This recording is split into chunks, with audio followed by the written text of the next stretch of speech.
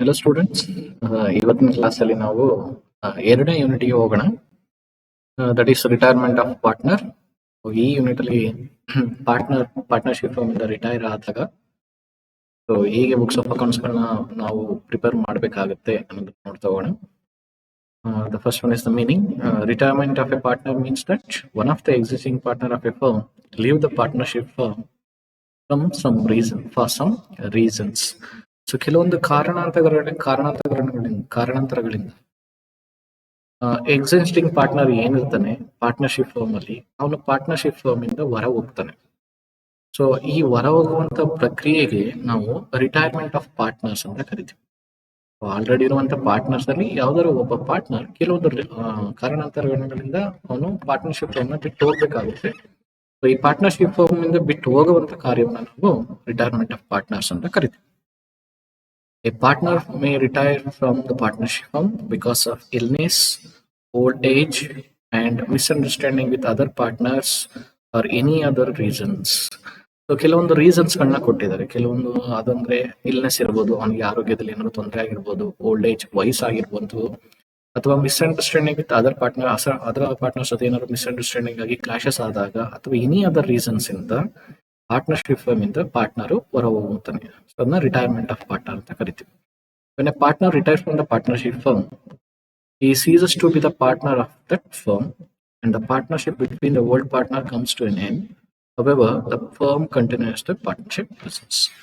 Here that ಒಬ್ಬ partnership firm ಇಂದ retired ಆಗ್ತಾನೆ ಅಂತಂದ್ರೆ, ceases to be a partner of that firm. ಅವನು ಪಾರ್ಟ್ನರ್ ಏನಾಗಿರ್ತಾನೆ ಪಾರ್ಟ್ನರ್ಶಿಪ್ ಫರ್ಮ್ ಇಂದ, ಆ ಪಾರ್ಟ್ನರ್ಗೆ ಪಾರ್ಟ್ನರ್ಶಿಪ್ ದಟ್ ಮೀನ್ಸ್ ಆ ಪಾರ್ಟ್ನರ್ ಅನ್ನುವಂತ ಪರ್ಸನ್ ಸೀಸ್ ಆಗ್ತಾನೆ. And the partnership between the old partners comes to an end. Remaining partner ಏನಿರ್ತಾರೆ ಅವ್ರ ಜೊತೆ ಮತ್ತೆ ಈ ರಿಟೈರ್ ಆಗುವಂತ ಪಾರ್ಟ್ನರ್ಸ್ ನಡುವೆ ಇರುವಂತ ಪಾರ್ಟ್ನರ್ಶಿಪ್ ಏನಾಗುತ್ತೆ ಅಲ್ಲಿಗೆ ಕೊನೆ ಆಗುತ್ತೆ. However, the firm continues the partnership business.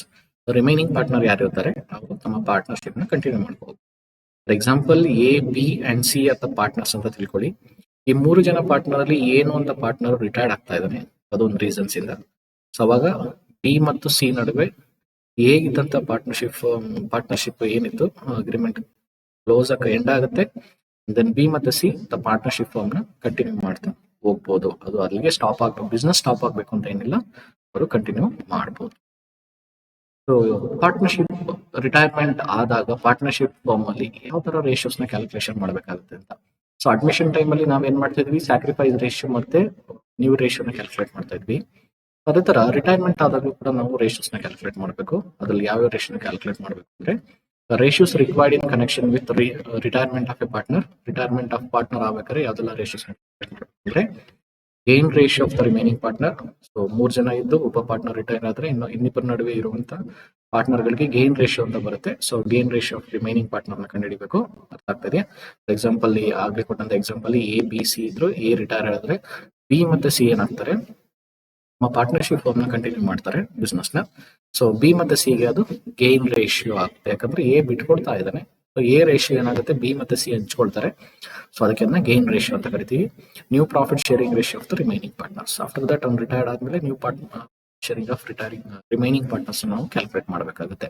ಯಾಕಂದ್ರೆ ಓಲ್ಡ್ ರೇಷಿಯೋ ಇತ್ತು, ಓಲ್ಡ್ ರೇಷಿಯೋಗೆ ಗೇನ್ ರೇಷಿಯೋ ಕ್ಯಾಲ್ಕುಲೇಟ್ ಮಾಡ್ತೀವಿ. ಗೇನ್ ರೇಷಿಯೋ ಅಂದ್ರೆ ಆಡ್ ಆಗ್ತಾ ಇದೆ, ಆಡ್ ಆಗಿರೋದ್ರಿಂದ ಹೊಸದು ನ್ಯೂ ರೇಷಿಯೋ ಕ್ಯಾಲ್ಕುಲೇಟ್ ಮಾಡಬೇಕಾಗುತ್ತೆ. ಸೊ ಅದಕ್ಕೆ first one gain ratio. Gain ratio ಅಂತ ಏನು ಅಂತ ತಿಳ್ಕೊಳ್ತಾ ಹೋಗೋಣ. Gain ratio is the ratio in which the remaining partner of the firm gain or acquire the share of the retiring partner on his retirement. That means gain ratio ಅಂತಂದ್ರೆ ಇಲ್ಲಿ ಏನ್ ಹೇಳ್ತಾ ಇದಾರೆ ಅಂತಂದ್ರೆ, ರಿಮೈನಿಂಗ್ ಪಾರ್ಟ್ನರ್ಸ್ ಏನಿದ್ದಾರೆ ಅವರು gain R acquire, ಅವರು remaining partner ಏನಿದ್ದಾರೆ ಅವರು ಅಕ್ವೈರ್ ಮಾಡ್ತಿರುವಂತ ಶೇರ್ ಯಾರಿಂದ, retiring partner on his retirement. Retiring partner retire ಆದ್ಮೇಲೆ ಅವನ ಶೇರ್ ಆಫ್ ಪ್ರಾಫಿಟ್ ಏನಿದೆ ಅದನ್ನ ರಿಮೈನಿಂಗ್ ಪಾರ್ಟ್ನರ್ ಇಲ್ಲಿ ಅಕ್ವೈರ್ ಮಾಡ್ಕೋತಾರೆ ಅಥವಾ ಗೇನ್ ಮಾಡ್ಕೋತಾರೆ. ಸೊ ಅದಕ್ಕೋಸ್ಕರ ಇದನ್ನ ಗೇನ್ ರೇಷಿಯೋ ಅಂತ ನಾವು ಕರಿತೀವಿ. The gain ratio is required to be calculate for the purpose of writing of the goodwill created to the extent of retiring partner shares against the capital of remaining partners.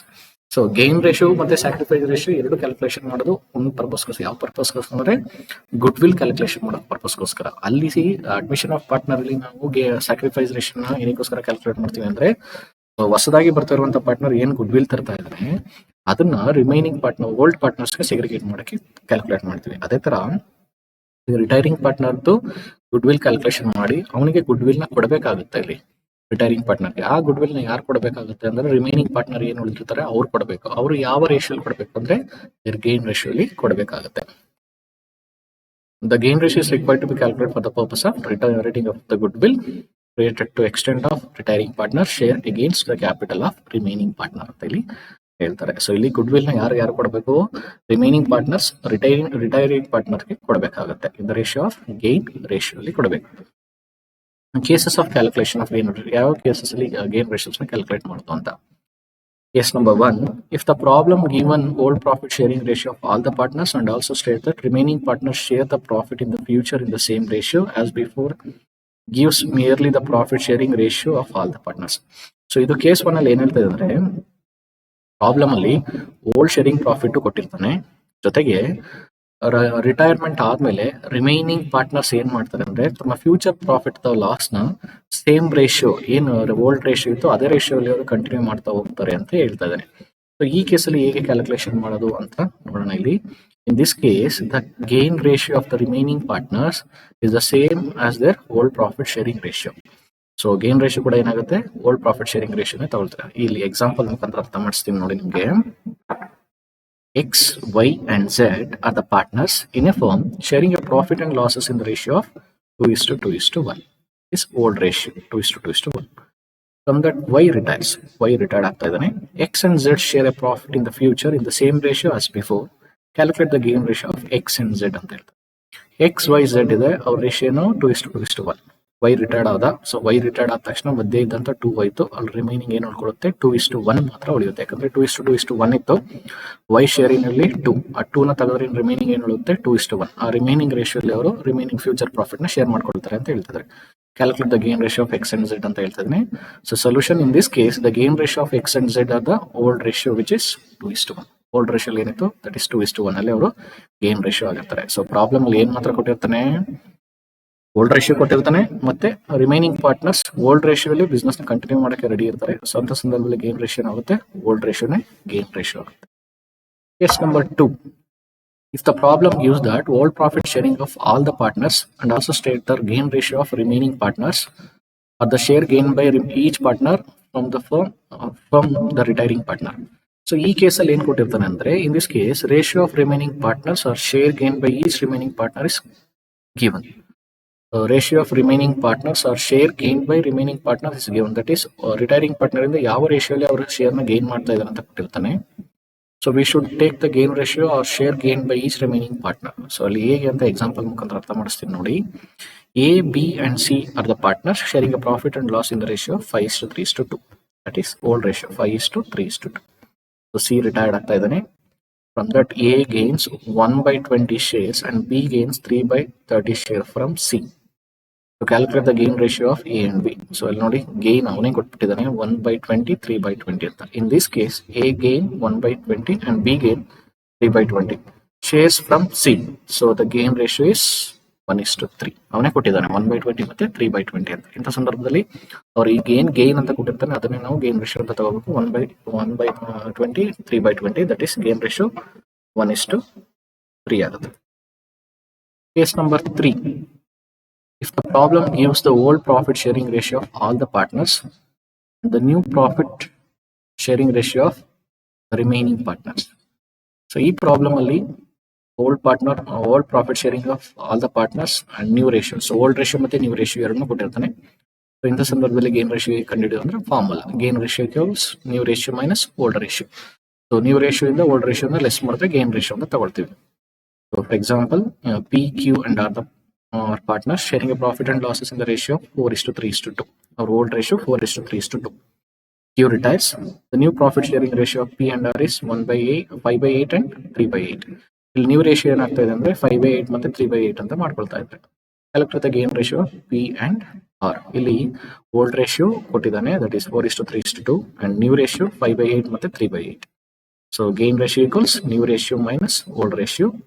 That P gain equals new ratio 5/8 ಅವರೇ ಕೊಟ್ಟಿದ್ದಾರೆ minus old ratio 4/9. So that leads to LCM ತೆಗೆದಾಗ 8 ಮತ್ತೆ 9 ಗೆ 72 ಬರುತ್ತೆ. So 45 minus 32 ಆಗುತ್ತೆ, ಅಲ್ಲಿಗೆ 13/72 ಆಗುತ್ತೆ. ಅದೇ ತರ R gain 3/8 that is the new ratio minus 2/9 that's the old ratio. So LCM ತೆಗೆದಾಗ 72 that leads to 27 minus 16 that is 11/72. So ಅಲ್ಲಿಗೆ ಗೇನ್ ರೇಷಿಯೋ ಏನಾಗುತ್ತೆ, ಪಿ ಅಂಡ್ ಆರ್ ನಡುವೆ 13:11 ಆಗುತ್ತೆ. ಸೊ ಈ ತರ ಮೂರು ಕೇಸಸ್ ಅಲ್ಲಿ ನಾವು ಗೇನ್ ರೇಷಿಯೋಸ್ ನ ಕ್ಯಾಲ್ಕುಲೇಟ್ ಮಾಡಬೇಕಾಗುತ್ತೆ. ಅರ್ಥ ಆಗ್ತಾ ಇದೆ. ಇಲ್ಲಿ ರಿಟೈರಿಂಗ್ ಪಾರ್ಟ್ನರ್ ರಿಟೈರ್ಮೆಂಟ್ ಅಂತ ಬಂದಾಗ one of the existing partner ಅಲ್ಲಿ ಒನ್ ಆಫ್ ದ ಪಾರ್ಟ್ನರ್ ಏನಾಗ್ತಾನೆ, ಅವ್ನ ಫರ್ಮ್ ನ ಬಿಟ್ಟು ಹೋಗ್ತಾನೆ, ಅದಕ್ಕೆ ರಿಟೈರ್ಮೆಂಟ್ ಅಂತ ಕರೀತಾರೆ. ಸೊ ರಿಟೈರ್ಮೆಂಟ್ ಸಂದರ್ಭದಲ್ಲಿ ನಾವು ಗೇನ್ ರೇಷಿಯೋ ಮತ್ತೆ ನ್ಯೂ ರೇಷಿಯೋ ಕ್ಯಾಲ್ಕುಲೇಟ್ ಮಾಡಬೇಕಾಗುತ್ತೆ. ಸೊ ಗೇನ್ ರೇಷಿಯೋಸ್ ಮೂರು ಕೇಸಸ್ ಕೊಟ್ಟಿರ್ತಾನೆ. ಮೂರು ಕೇಸಸ್ ಅಲ್ಲಿ ಯಾವ ತರ ನಾವು ಗೇನ್ ರೇಷಿಯೋ ಕ್ಯಾಲ್ಕುಲೇಷನ್ ಮಾಡೋದು ಅಂತ ಈಗ ತಿಳ್ಕೊಂಡಿದ್ವಿ. ಸೊ ಮುಂದಿನ ಕ್ಲಾಸ್ ಅಲ್ಲಿ ನಾವು ನ್ಯೂ ರೇಷಿಯೋ ಕ್ಯಾಲ್ಕುಲೇಷನ್ ಮಾಡೋದು ಅಂತ ತಿಳ್ಕೊಳ್ತಾ. Thank you.